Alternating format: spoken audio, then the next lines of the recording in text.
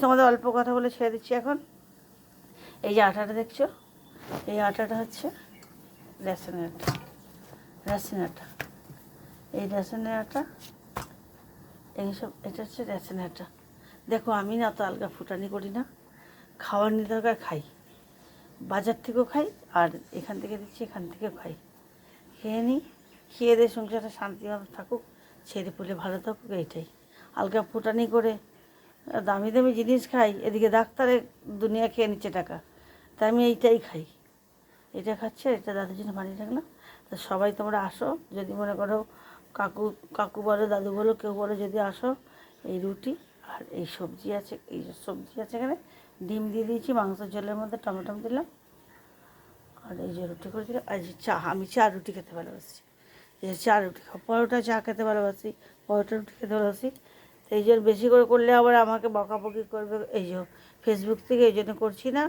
আর খালি আমার লিখে দিচ্ছে লিখতে, আর আমি লিখতে পারি না, লিখতে পড়তে পারি না। আমার বাবা বলেছে অত লেখাপড়া করতে হবে না, গিয়ে ঘরের শ্বশুরবাড়ি থেকে যারা লেখাপড়া করবে তারা চাকরি করতে চলে যাবে, আর ঘরে কাজ কী করবে। এই জন্য আমি লেখাপড়া আমার দ্বারা হয়নি, আমি ঘরের মধ্যে থাকি, লেখাপড়া করতে পারি না, আমি বিনা মুখে বলছি। আর আমাকে কেউ যদি লেখো তো বাংলা দিয়ে লিখবে, ইংলিশে লিখবে না। আর এই দিদির কথা বলছি, দিদিকে যখন কেউ বকা দিচ্ছে না, আমার কালকে খুবই রাগ হচ্ছিল, কিন্তু আমি যদি এখন এরকম কথাগুলো বলি লোকের সঙ্গে ঝগড়া লাগবে, ওই জন্য বলছে কেন। যখন আমার মা বাবা মরে গেল না, আমার মাটা লাস্টে যখন মরে গেল, তখন আমাকে না কেউ ছিল না আমার পাশে আর। তখন না দিদি কোথার থেকে আমাকে 500 টাকা, তখন 500 টাকা করে, তখন দিদি আমার 500 টাকা পাঠালো। আমার না কত খুশি হয়েছিল। বাবা তো আমাকে 8 আনা পয়সা দিত ঠাকুর দেখতে দুর্গা পুজোর সময়, আর দিদি যখন 500 টাকা দিয়েছে আমি খুব খুশি হয়েছি। যত টাকা থাকুক, কিন্তু কেউ যদি কোনো জিনিস দেয় তখন আমার সেটাতে খুবই আনন্দ লাগে। কারো লাগে না কি জানি না, কিন্তু আমার খুব আনন্দ লাগে। এই যে এত বড় হয়েছি, কেউ তো আমাকে 500 টাকা দেয়নি, দিদি দিয়েছে 500 টাকা। কিন্তু শুধু টাকাটা না, কিন্তু এই সময় যে মা মরে গেছিলো, দুঃখটা দিদি ভুলিয়ে দিল। সব দিন মানে এই মোবাইলে টিভিতে সব কিছুতে কথা বলে, আর সবাইকে এত ভালোবাসে, এত ভালোবাসে, বাচ্চা থেকে নিয়ে কাচ্চা থেকে নিজের জীবনটা মানে একদম বেকার করে দিল। নিজে একটা বাচ্চা নিল না, একটা সবার এখন মা হয়েছে।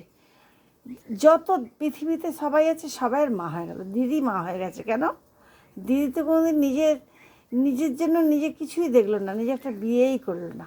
আমি ছোটো থেকে যখন থেকে দেখছি তখন থেকে, আমি এয়ারবুতে এসেছিলো তখন দেখেছিলাম দিদিকে, ভালো করে দেখলাম। আর এক জায়গায় দেখেছিলাম শিলিগুড়ি, এই কলেজ মাঠে এদিকে এক জায়গায় কোথায় এসেছিলো, আর ওই এয়ারবু একটু ট্রেন চালানো যখন ছিল তখন এসেছিলো। তো তখন আমি সামনে দেখেছিলাম এবং দাঁড়িয়ে, কেন আমার বাড়িটা তো এখানেই, এয়ারবুর মধ্যে আছে বাড়ি। আর এইটাতে এমনি থাকি এখানটাতে জলপাইগুড়ি, আর এয়ারবুর পাঁচিলে গায়ে বাড়ি। তো যাক, দিদি যদি এতদিন থাকতো না ট্রেন মেলের মধ্যে, তাহলে আরও আমরা মনে হয় আরও ঘুরতে পারতাম। এত টাকা, অনলাইনে টিকিট কাটো, সিটের মধ্যে জায়গা পাওয়া যায় না, সবকে উঠিয়ে দেবে ভিড়ের মধ্যে। যত বাইরে ঘুরতে যাব, ও রিজার্ভেশন কম্পার্টমেন্টে একটু জায়গা পাবে না, এমন জোর জবস্তি করে কোলের মধ্যে বসে পড়বে। তাহলে আমার কী লাভ এত দামি টিকিট। কিন্তু দিদি যখন ছিল, এই কলকাতায় যখন যেতে হতো, কত সুন্দরভাবে গেছি, কেউ কারোর সিটের মধ্যে বসবে না। আর এই যে এখন যাই, বৈষ্ণোদেবী গেলাম তাও, তারপরে ইয়েতে গেলাম, আজমিরে গেলাম তাও, একটু জায়গা থাকবে না রিজার্ভেশন, এটা কী মানে। তারপরে নোংরায় নোংরা, জল ফেলা, বাথরুম সব নোংরা।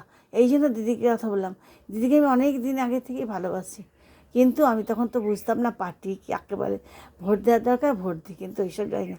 কিন্তু এখন বয়স হয়ে গেছে, এখন বুদ্ধি হচ্ছে, এখন তো বুঝতে পারছি। তো কালকে আমার অনেক বাজে লেগেছে, মনে হয় লিখে বলে দিই যে এরকম করে কেন বলছো তোমরা। কিন্তু আবার বললাম না, আমাদেরকে তো ঝগড়া লাগিয়ে দেবে, আমাদের কথা তো ঝগড়া লাগিয়ে দেবে লোকদের। বাংলা কথা, আমি বাইরে ঘুরতে গেলে কী করে যাব, বাংলা কথা বলতে পারবো না যদি, কী করে যাব দিদি। বাইরে যে ঘুরতে যাই প্রতি বছর, একটু ছুটি পাই তখন যাই, আর তো বাপের বাড়ি নাই, ঘুরতে যাই কী করে যাব, বাইরে গিয়ে তো বাংলা কথা বলবো আমি, আমি তো হিন্দি কথা বলতে পারবো না। তাহলে তাহলে কি আমাকেও ধরে মারবে নাকি, তাহলে ওরা আমাকেও মারবে নাকি, তাহলে বলো দিদি। আপনি বলে দেবেন ওদেরকে সবাইকে, যে সবাইকে এরকম যদি করে দেশটা ভাগাভাগি করে দাও, তাহলে কিন্তু ভালো না। সবাই মিলে মিলেমিশে থাকার কথা বলে দিও। এই যে আজকে আমি মুখে বলে দিলাম, আমাকে কেউ খারাপ বলুক ভালো বলুক, বাইরে না মারছে আমার দেখে ভালো লাগে না, আমিও তো ঘুরতে যাই বাইরের দেশে। তো রাখলাম, গুড মর্নিং সবাইকে।